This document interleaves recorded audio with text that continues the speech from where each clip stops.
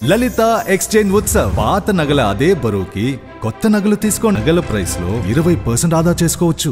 ఇతనేనని చెప్పి కూడా నేను మీకు తెలియజేస్తున్నా. మొన్నే చూశారు తమ్ముళ్ళు, అంబటి రాయుడు ఒక క్రికెటర్, గుంటూరు జిల్లా, పాపం ఆశపడ్డాడు, తప్పు లేదు.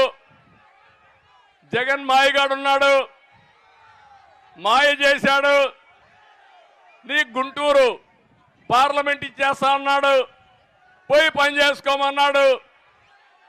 ఏం తమ్ముళ్ళు అంతవరకు బాగానే ఉందా? ఇంకొకరిని పిలిచి నీకు ఇస్తా అన్నాడు, ఆ పేరు నేను చెప్పను. దాంతో ఇతనికి అర్థమైపోయింది, దాంతో ఆయన నైజం అర్థం చేసుకున్నాడు. వచ్చే ఎన్నికల్లో వైసీపీ క్లీన్ బౌల్డ్ అని అనుకొని అక్కడి నుంచి ఫీల్డ్ లేక్ ఎంటర్ కాక మునిపే పారిపోయాడు. అవునా కాదా? ఇది మీ అందరికి అర్థమైందా నేను అడుగుతున్నా. ఈ రాష్ట్రంలో అందరినీ మోసం చేసి, ప్రతిరోజు మాటలు చెప్పి, ఎదురుదాడి చేసి, నానా బూతులు తిట్టించి తద్వారా రాజకీయం అనుకుంటున్నాడు. నిన్న మొన్న కూడా చూశారు, ఎవడు నన్ను ఎక్కువ తిడితే, ఎవరు పవన్ కళ్యాణ్ ఎక్కువ తిడితే, ఎవరు లోకేష్ని ఎక్కువ తిడితే వాడికే సీటు.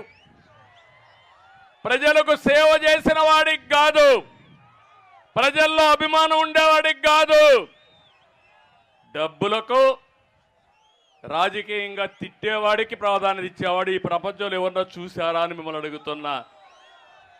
ఇప్పుడు ఇక్కడ చూశారు విజయవాడలో, విజయవాడ వెస్ట్ ఆడొక ఎమ్మెల్యే ఉండేవాడు, ఇప్పుడు ఉన్నాడు, కొబ్బరి చిప్పల మంత్రి.